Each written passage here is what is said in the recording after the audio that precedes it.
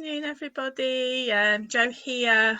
Come on for the Q&A, and thought I'd just talk about some of the questions that people have put to me as they join the group. As there's no questions that come up to me now, but if you are watching live, then just let me know in the comments so I can answer your questions if you come on. If not, if you're watching it on replay, then just put hashtag replay and I know that you're all watching. So the first thing I'm going to talk about is the fear of Facebook Lives. So this is one of the common fears that people come on to me about regarding promoting themselves. Doing a Facebook Live is very scary for a lot of people. They feel that they're being judged, that people might not know what they're talking about. They may make mistakes. They may not look that good. And these are all fears that stop you from creating success in your business. And I quite recently did a session of Facebook Lives every day on my page. And it was amazing what the reach was and the difference in it. And I'm just going to bring up on my phone just the data that I got from there, just to let you know what that impact was in order to just going on with Facebook Live. So my reach went up by 158%. My engagement went up by 192%. And I got quite a few, 61 new likes with going on there for 2 or 3 minutes every day. But it wasn't always like that. So about a year ago, I realised that I needed to do video and Facebook Lives. Everyone's out there saying this is how you need to get out there. And for some reason, I knew this is what I wanted to do, but I didn't do it. I'm sure there's lots of other people here that are thinking, yes, people keep telling me I want to do Facebook Lives, but it's not that simple. And I get that, because I think I spent about 3 weeks recording myself on my personal profile and just sharing it with me and just going through everything of what I wanted to do. And I think that really helped, because I knew that I wasn't speaking to anyone in particular. And this could be something that you could do initially. You could do a Facebook Live on your personal profile and just practice, and only you can see that. Or you can share it with a particular friend and you can get feedback on how it looks. But I think it's about being taking it quite slowly. So if you do have a group that you can share with, and I'm happy if anyone wants to practice Facebook Lives, they can come on here on a Wednesday and come and do a live. Just let me know, and you can come and just do a live. Tell me a little bit about who you are, who you help, and just get practicing, get some feedback from other people. And when you feel comfortable, then you can go off and do a live somewhere else. It's a small group, so that there's not a huge amount of people watching. If you think about it, I remember when I did my first live training, it was a total disaster. I remember doing a PowerPoint presentation and having to read through that, and I couldn't see any comments, and people were saying to me, I can't hear you, we don't know what you're saying, it's all crumbling up. And when I went at the end of it, it was actually no one could understand what I was saying. They were just getting a few points from there.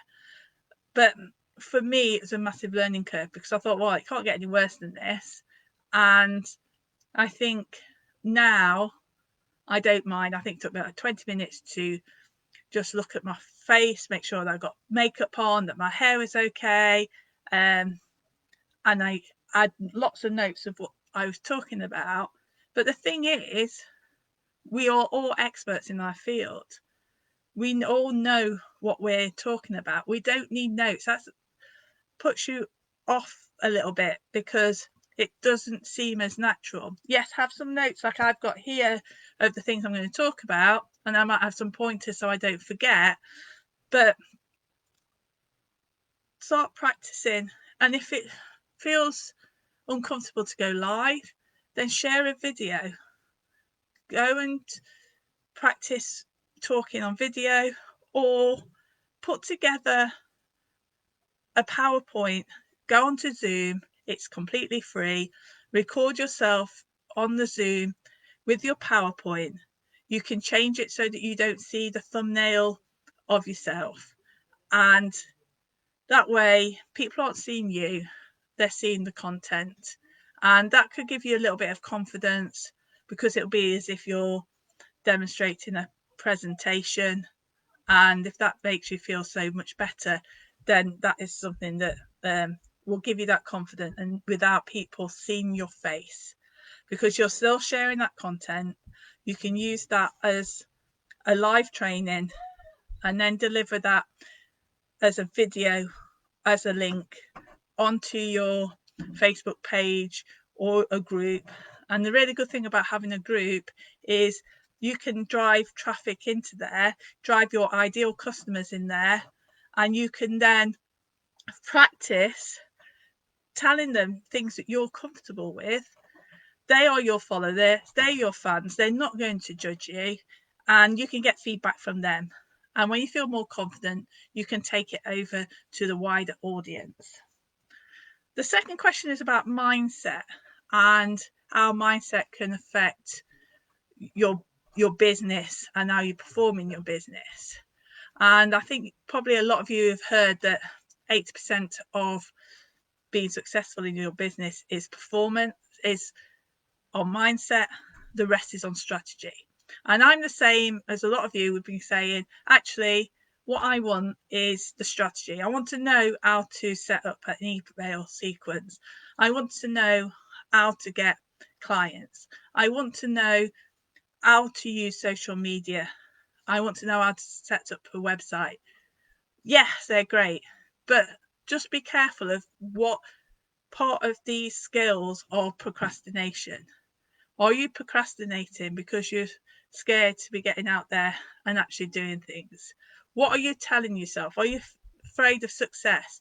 Are you thinking, actually, what happens if all these people want to work with me?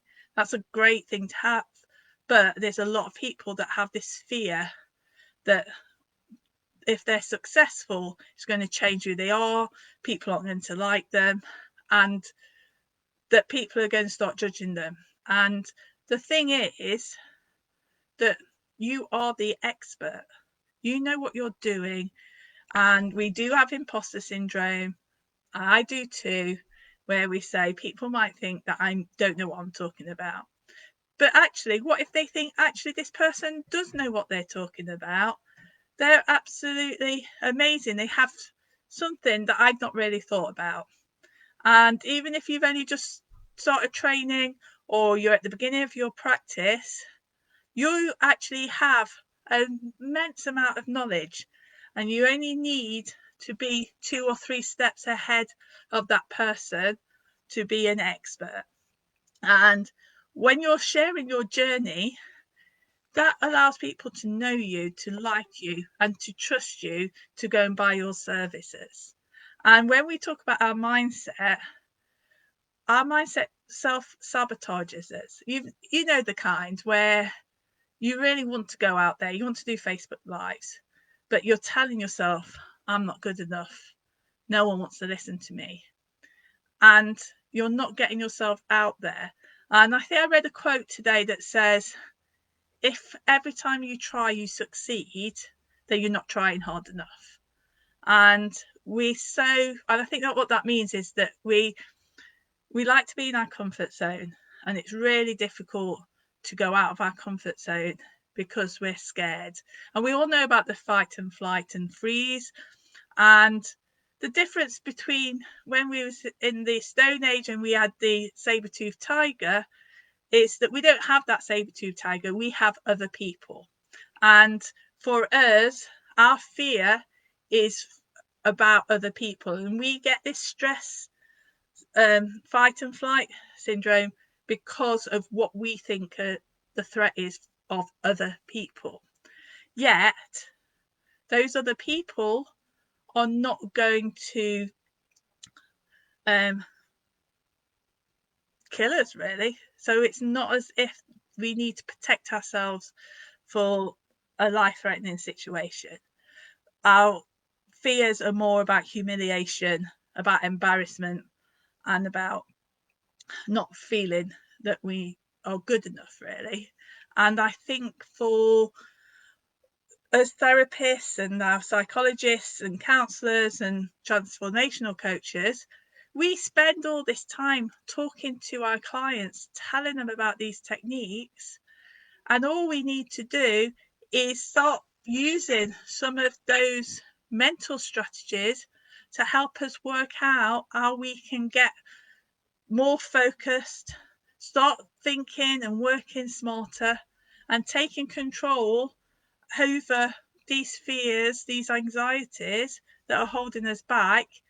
Yet we can go up to somebody else and we can help them have these transformations to upskill or reduce their anxiety and perform at a high level and overcome some of those issues.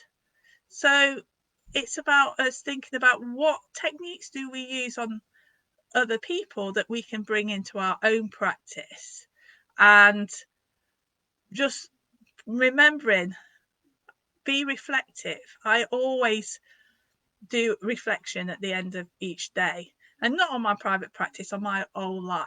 I'll think of 3 things that went great, 1 thing I need to improve. In the morning, I talk about gratitude, because I believe that when we start believing in gratitude, we get more of what we're thinking about. And in this current climate, being grateful is something that we can all do.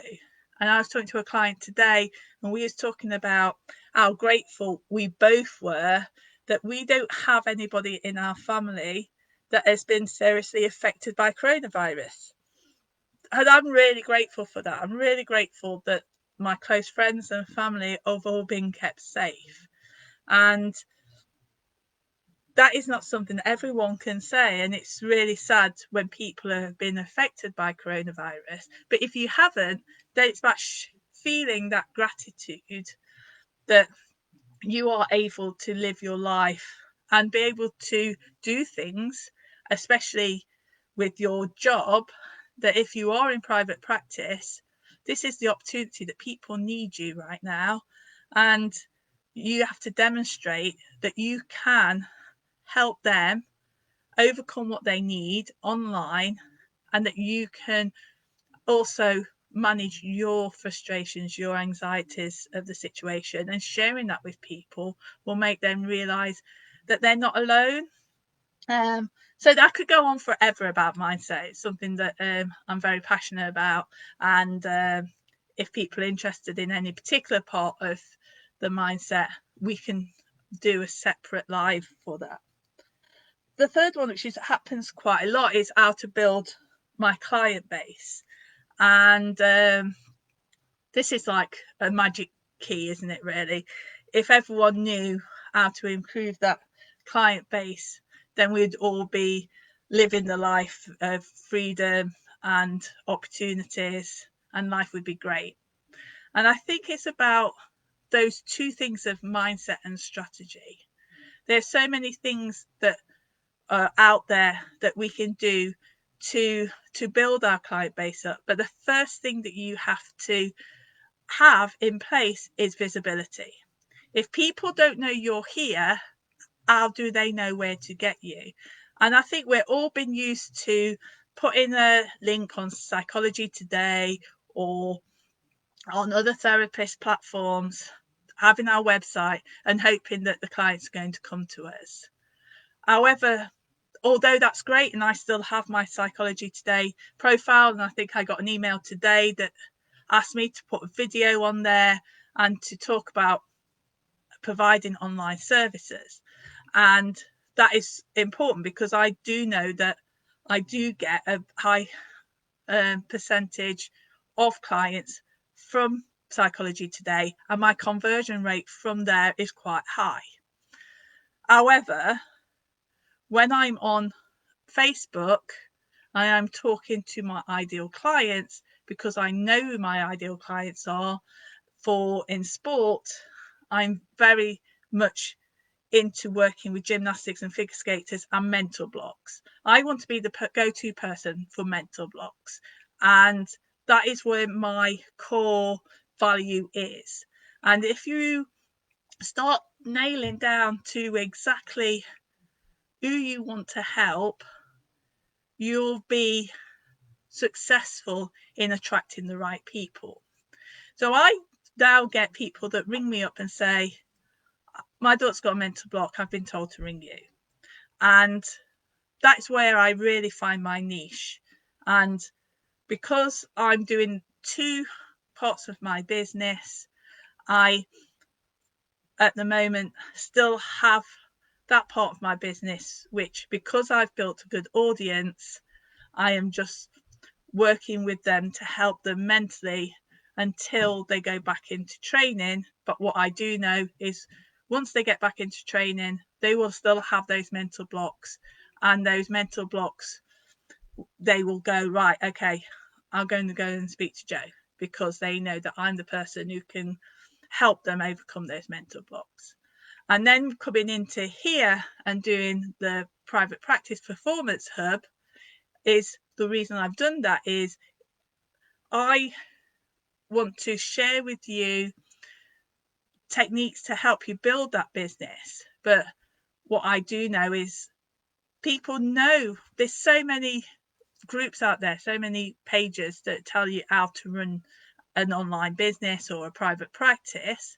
But what I want to do differently in here is to put in about how you can improve your performance like you would as an Olympic athlete. And just because you're a psychologist or you're a therapist that helps people to improve their performance, then it's still good for somebody to come in and say, okay, are you doing mindfulness in your practice? Are you, as a person, journaling every day?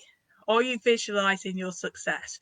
Are you setting your goals? Do you have 90-day goals? Do you have monthly goals? Do you have weekly goals? Are you putting together a content timetable where you know what you're talking about and where you're going to post that? Do you have Facebook community? Are you using Instagram, LinkedIn, or Facebook? Just concentrate one at first to build that audience. And are you using it for your full potential? Are you getting in touch with people that are going to relate to you? And for me, I find that invaluable. I have built my audience on Facebook by talking and going into other Facebook groups, giving value to people in there who are my ideal clients. I like to attract people. I like to initiate. I do like to make conversation with people. I'm not a direct salesperson. I like to use my integrity. That's who I am. I know my values. And if you haven't done that yet, just go through an exercise to look what your values are. And also think about what your personal philosophy is. What's your why? And I have a free lead that ebook that will help you discover your personal philosophy. And I'm going to be quiet. That's a lead magnet for me. That's to get you on my emailing list. And then I can start emailing you some really good value. If you haven't got an email list, start thinking about how you get people on there. And to do that is by having a lead magnet that people want to read and will find it useful, and it tells them what you can help them with. And if you're specializing in anxiety, performance anxiety, get an ebook that says 4 ways to help you reduce your anxiety. And people then go, yeah, that's what I want to do, reduce my anxiety. So they can then come along and download your ebook. They get some great value in there, and you then get them on your email and you can nurture them. And this is how you build your client base up, because people will know who you are. They begin to like you, they begin to follow you. And when it comes time that they're ready, and they need to be ready so they can commit, you're the person that they want to come to. And the good thing about this is they've already convinced themselves that you're the person they want to go to. So you can charge them your value, and they will pay to get that transformation, because you've told them what that transformation is. And I think it reminds me of years and years ago, and I was a elf club manager, and we went on a course that says looking for regs, and you have to find regs in the same waters. Bit random, really was, but what it was saying is you need to know what your reg is. You need to know who that client is, who you want to attract, because you can't attract everyone. Yes, you can be a generalist specialist, which means that you specialize in that one area and anyone can do it. That's great, but you need to know who that person is. Is it somebody who is an athlete who's elite, or is it an athlete who wants to get into more talent ID? Or have you got somebody in mind that you want to help mums that are struggling with anxiety? Or what is it? Because you need to know who Reg is, and then you can find out what waters Reg swims in. So this is why it's so important to know who your ideal client avatar is. And that is looking at the person, the one person that you would say is your ideal client. You know, the one. We've all had clients, we're all in here that's actually worked with clients. There'll be a few of you haven't, but this is something to consider when you are working with clients. Think about the one that gives you the most passion, the most energy. So when you get off that call, you go, great, that's a brilliant call. I really enjoyed that. That is the person that you get the most out of, and they get the most from you. That is your ideal client. And you can nail that down. And once you nail that down, you can market in a way that speaks to that person.